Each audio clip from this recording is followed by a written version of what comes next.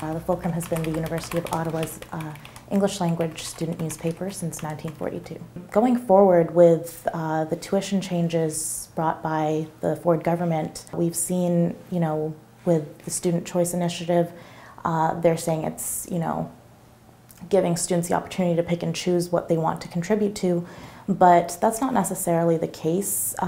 Campus media is something that we want to be as accessible as possible, so even if students aren't paying for it necessarily, they're still going to be able to read our content, they're still going to be able to appreciate the work that we do, but we won't be able to do it at the level that we're doing it now, and it won't be the same quality of work either.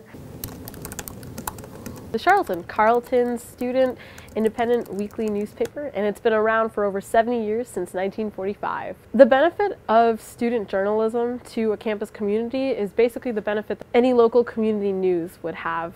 Student journalism is news for students by students.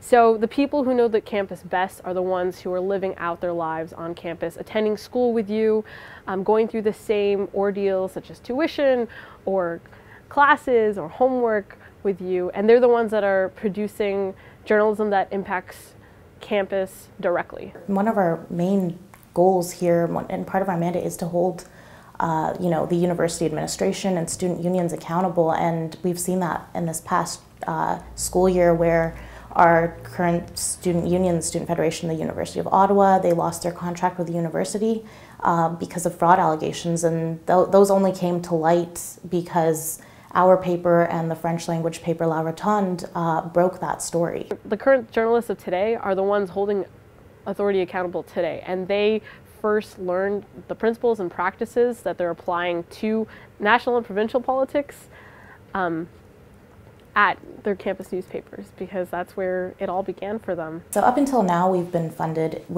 through student levies. That's generally $3 per undergraduate student. It's around $1 and a bit for graduate students. The University of Ottawa has an enrollment rate of about 30 grand a year. So we're looking at maybe $70,000 to $80,000 as our operating budget.